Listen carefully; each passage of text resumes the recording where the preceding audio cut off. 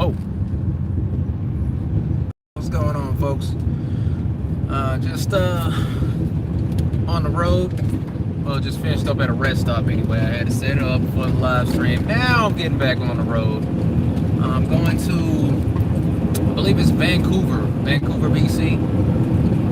There's a meetup there. It's at 1:30. It's going to take me about 2.5 hours to get there, something like that. And I looked it up. It didn't seem like it was such a bad trip either. So, you know, I was a little bit apprehensive about taking the drive, but yeah, it's all good. Decided to go ahead and make it out since, I woke up and I was like, yo, you know what? I haven't been to Canada. So, decided to do that. So I'm gonna go ahead and take this drive out, hang out for a little bit.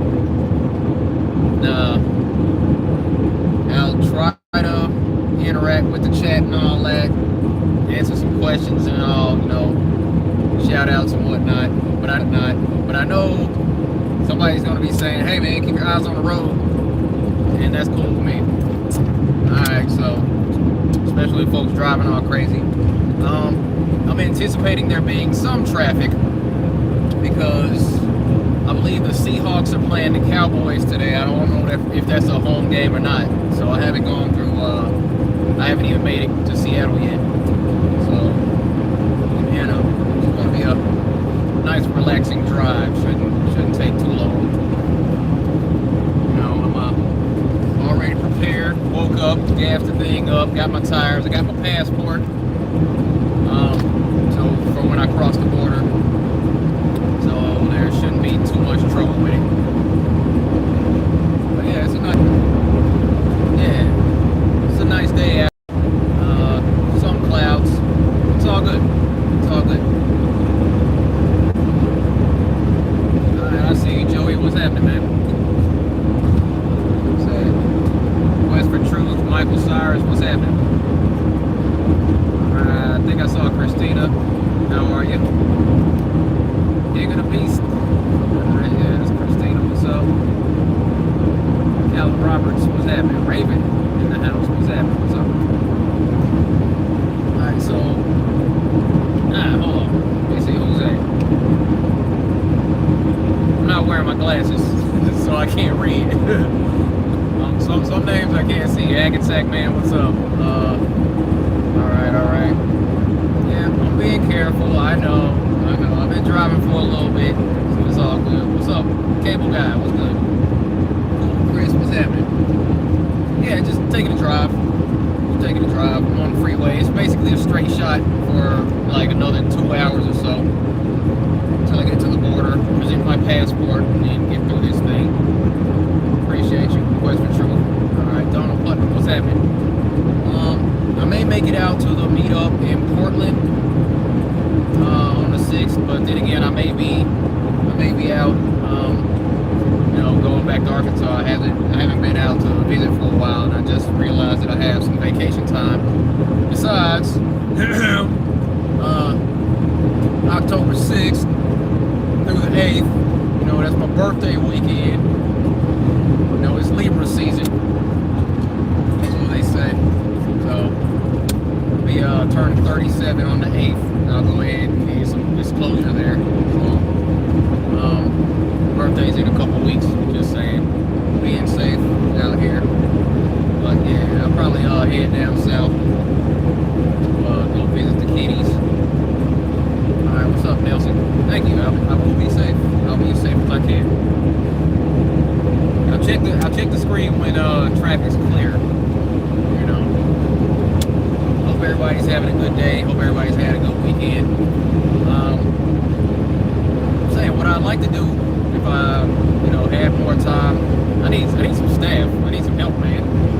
People can break down some of these videos because on the wrap up with vegan the other night, we went over a lot of stuff. And some of those topics, some of those little segments in the wrap up will be broken into other videos. Plug it into a 4-hour live stream. You know what I mean? Had a lot to cover. There was a lot going on with the, in the community and in the world. So there's so much stuff going on to discuss. So by all means, once again, I'm saying,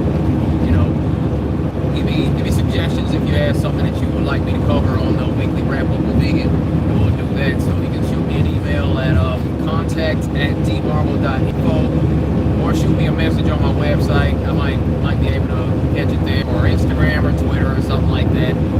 We'll see. You know, there's a lot going on. There's a lot I'd like to cover, but can't always get to it. But yeah, as far as like what was going on, NASA. No, hold up. That one story, the one story about the galaxy almost being active galaxy 100 million years ago. That whole story, you know, because they went back and they were able to track that with modeling. Galaxy almost collided into the Milky Way 500 million years ago, and then later in the article they say it was somewhere between 300 million and 900 million years ago. And, you know, in fact, that's, you know, it was a near collision, but the stars went crazy is what they were saying on that whole article. And the thing that Vegan was saying, it was like, how do we know what happened 500 million years ago? How exactly did they lock it down to that exact time frame? The idea that people are actually believing that they can track the movement of stars the way that we have over the course of history while we're continuously seeing the same constellations night after night. But at the same time, they're saying, based on these observations, that we can also see what happened 500 million years ago using more CGI modeling to try to map out reality. And I'm like, I don't know, just kind of bugged out that people would even consider this as a real thing. Let me see. Can I talk about my thoughts on how big the Earth really is? Look, I'm working on this. I'm working on this thing right here. I don't know. I'm trying to get better at that. I don't know. I'm going to tell you I don't know. I'm going to get better at saying that. I don't know how big the Earth is. We could speculate from here, but, you know, I haven't had the opportunity to go and explore what, you know, beyond Antarctica. I haven't, you know, been able to explore anywhere, honestly, except Washington and some Arkansas. You know, that's about it. But as far as getting out on the open sea, going to see different lands and going places that I'm not supposed to be, I haven't done any of that, so I can't really talk about, you know, what the Earth is. You know, I suppose you could classify me as a domer. I believe that there's something up there that prevents what we've been told is space travel. Because, well, I mean, what we saw on that one video where they shot the rocket straight up is that the rocket bumped into a non-solid surface that stopped all angular momentum. You know, so the rocket shoots straight up. It didn't bump into something solid, but we all saw it just stop, bump into something, and then start spinning slowly as if it were in some sort of liquid. And there's been people who have posted videos. If you look it up, there's a substance. It's invisible. You can't see this. There's a substance, an element, sulfur hexafluoride. Okay, and there are videos where people have this component, this element, in like a fish tank. So they'll have a fish tank full of this invisible substance called sulfur hexafluoride, and then they'll like take a sheet of aluminum foil, put it into like shape it like a boat, and then sit it inside this superfluid. Yeah, there you go, superfluid. They'll like put this boat on top of that, and it looks like it's floating on absolutely nothing. And then the lady will like get a little gallon there, and then you'll see the boat lower a little bit, and then she'll pour this substance that you can't see into the boat, and then the boat sinks to the bottom of the fish tank. It was the weirdest stuff I had seen. But I saw this video the other day, and Mike Helmick, shout out to Mike Helmick, my dude, he put up a video a while ago demonstrating sulfur hexafluoride, and that's what that rocket bumped into, or that's what I believe that the rocket bumped into. One of those noble gases or super fluids, whatever you want to call it.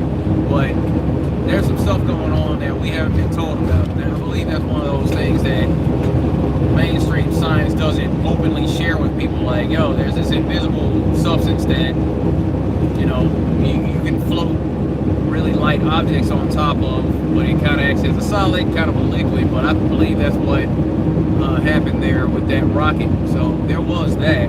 So I suppose another reason why I would say that we're under want to create a rainbow, you need a reflective surface, and you need a light source. So outside we have reflective surface, I suppose, in the sky, and a light source, but as the sun. And then there's liquid in the air from like when it rains. So that's usually the vapor in the air or whatever. When it's sun, it shines, creates this dome shape rainbow. So I'm thinking that there's light reflecting off of something up there that just happens to be in that shape of the dome. So it just makes a little more sense. And it's hard to contemplate these things because, like I always say, in order to walk into this truth about flat Earth and like most other things, you have to let go of your ego and consider the possibility that you don't know anything. Like, you don't know jack. So you kind of have to like clear the board and just walk into this piece of uncertainty, and a lot of people aren't willing to do that. So that's where we're unique in this community, in that we are willing to put our ego aside and go into that unknown area. So good job, everybody, for being able to hang up your ego that way. So what's going on in the chat?